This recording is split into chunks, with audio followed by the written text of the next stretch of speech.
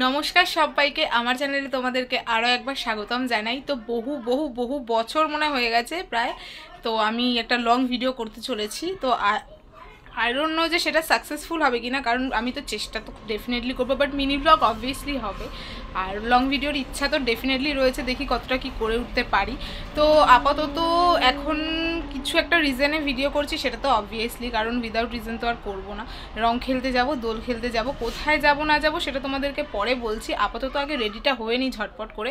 তো রেডি হয়ে ডাইরেক্ট তোমাদের সাথে দেখা করছি, অ্যান্ড তোমরা ফুল ভিডিওটা দেখতে থাকো, তাহলেই জানতে পারবে যে কোথায় যাচ্ছি রং খেলতে। ওকে, তো চলো রেডিটা হয়ে আসছি। ওকে, সবার আগে তো তোমাদের এই ছোট্ট অতিথিটার সাথে আলাপ করিয়ে দিই। তো দিদি নিয়ে এসেছিল, ও তোমার অনেকদিন 2-3 দিন এখানে ছিল, সেই জন্য রেখে তো আসতে পারবে না, তাই জন্য তো স্নান টান করিয়ে দিলাম। দেন আমি একটু ভিডিও ট্রানজাকশন করছিলাম। দেন তারপর রেডি হয়ে বেরিয়ে গেছি, গেট রেডি, খুব তাড়াতাড়ি চলে আসবে। আচ্ছা, পুরো ভিডিওতে আমি কোনো রকম ভয়েসের ভিডিও করতে পারিনি, বিকজ বুঝতেই পারছো অনেক দিন পর বাইরে বেরিয়েছি, আর মানে অনেক দিন পর বড় ভিডিও করছি, সেই জন্য আর বাইরে গিয়ে কমফোর্টেবলি কথা বলতে পারিনি। জাস্ট ক্লিপিংসগুলো নিয়ে এসেছি, পরে ভয়েসটা অ্যাড করছি। যাই হোক, অনেকটা দিন পেরিয়ে গেছে। এটা ছিল দোলের মেবি 2 দিন আগে, হয়তো আমার এক্স্যাক্ট এখন তো মনে নেই। যাই হোক, যাবো হচ্ছে নন্দন। তোমরা কি নামটা শুনেছো নাকি আমার মতোই অশোনা? যাই হোক, আমার একটা ফ্রেন্ড বললো যে নাকি বলে খুব ভালোভাবে দোল খেলা হয়, সেজন্য আমরা সবাই মিলে রেডি হয়ে শাড়ি টাড়ি পরে দিনের বেলা গরমের মধ্যে মেকআপ করে বেরিয়েছি। আচ্ছা, মেকআপ নিয়ে কিন্তু স্কিন কেয়ার একটা ভিডিও আমি করেছি, যারা এখন অবধি চেক করোনি অবশ্যই কি চেক করতে পারো, যদিও বা এর পরেই আসবে ভিডিওগুলো। ওকে, তো বেরিয়ে তো পড়েছি। যাই হোক, পরপর তোমরা দেখতে পারবে ওখানে যাব বলে। দেন মেট্রোতে উঠে পড়লাম। তারপর ওখানে যাওয়ার পর আমরা প্রথমে নামার পর তো অনেক খোঁজাখুঁজি করেছি যে কোন জায়গায় রয়েছে, অনেক কাউকে জিজ্ঞাসা করেছি। তারপর যখন ওখানে গিয়ে পৌঁছালাম অনেক কষ্টের পরে, দেন ওখানে গিয়ে জানতে পারলাম যে ওখানে নাকি বলে ভেতরে ঢুকতেই দিচ্ছে না, মানে দেওয়া হচ্ছে না আর কি। বেসিক্যালি এটাই তো আমরা জানতাম না, যদি জানতাম তাহলে ওখানে যেতাম না, অন্য কোথাও যেতাম। দেন আমরা গেছিলাম, সেটা নন্দন একটা বেসিক্যালি একটা মল, তো সেই জন্য ওই মলটা অ্যাকচুয়ালি বন্ধ ছিল, সেজন্য ঢুকতেই ছিল না কাউকে। তো তখন আমরা কি করব, ফেরত তো চলে আসতে পারি না, এতটা দূর গেছি। আর এইটা অ্যাকচুয়ালি ছিল হচ্ছে গিয়ে রবীন্দ্র সদনে। তো তারপরে আমরা ওখান থেকে গুগলে সার্চ মারলাম যে এরপরে নেক্সট কোন জায়গায় যাওয়া যেতে পারে। তো তারপর আমরা দেখলাম যে ময়দানে যাব। তো সময়টা অনেকটা বেশি হয়ে গেছিলো, যেহেতু ওখানকার সব কিছুই মোটামুটি বন্ধ হয়ে যাবে, তো কোথায় যাব সেটা নিয়ে একটু ভাবনা চিন্তারই বিষয় ছিল। বিধ্বস্ত অবস্থায় কি ভাবনা চিন্তা করবো বলো তো, তারপর আমরা সবাই মিলে ডিসাইড করলাম যে ময়দানে যাব। অ্যাটলিস্ট যেই কারণে বেরিয়েছি সেটা তো ফুলফিল করতে হবে। আই মিন, ফটো তোলা, একটু ভিডিও করা, একটু রিলস করা, এগুলো তো করতে হবে নাকি। তাই জন্য আমরা ময়দানের উদ্দেশ্যে রওনা দিলাম, বাট প্রচুর পরিমাণে হেঁটেছি।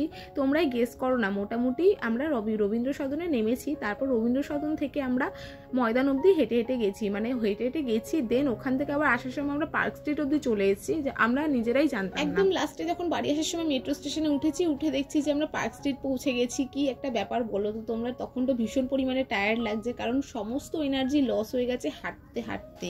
এবার কি করার, এই যে দেখলাম তোমাদেরকে বন্ধ দেখালাম তোমাদেরকে, তারপরে এই যে গুগলে সার্চ মারা হচ্ছে, এখন গুগলে ম্যাপে দেখা হচ্ছে কোথায় যাওয়া যায় আর কি। দেন তারপরে আমরা হাঁটতে অনেক জায়গা দেখেছিলাম যেখানে হয়তো বেসিক্যালি ঢুকতে দেয় না।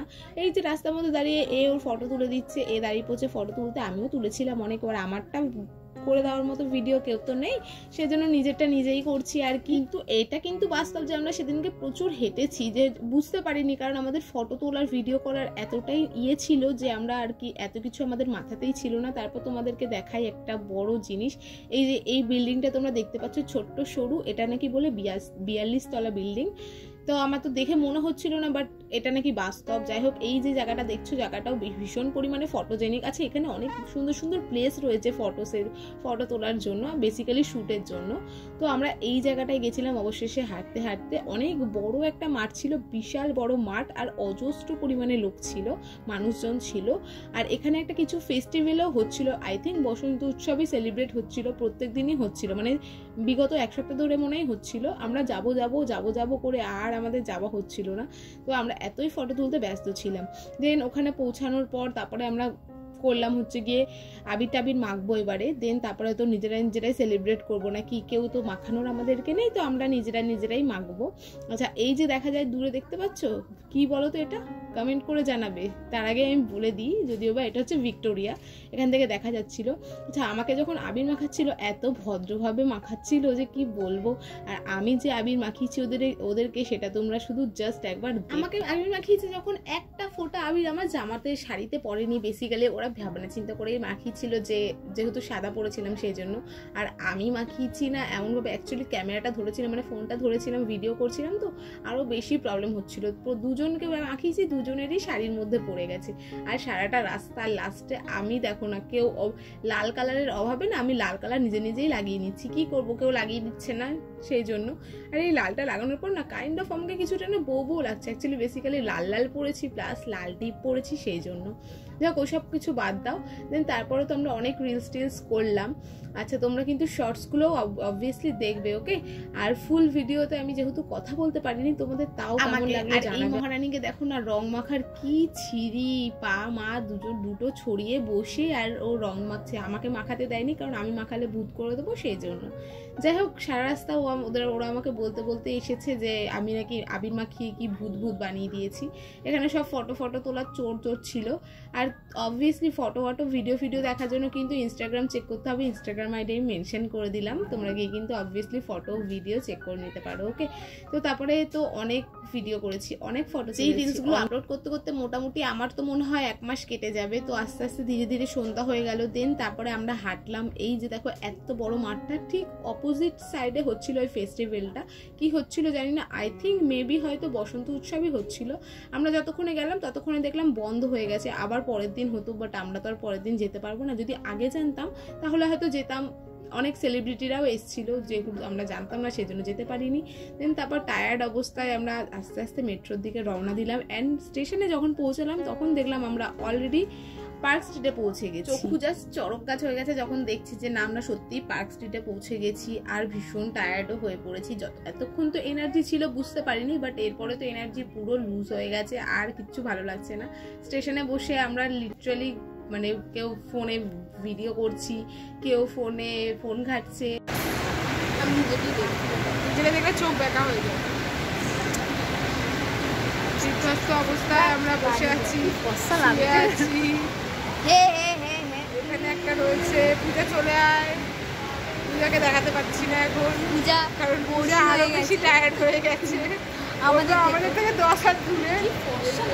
ওকে দেখতে আমরা কিন্তু খুব জেলাসি হচ্ছে। এই যে একটা আমরা বেশি ময়দা দেবেছি, বেশি ময়দা দেবেনি, তাই জন্য বেশি আমাদের কষ্ট লাগছে। এই না ন্যাচারাল বিউটিকে আজকে খালো লাগছে, তাই জন্য খুব কষ্ট, খুবই কষ্ট পাচ্ছে।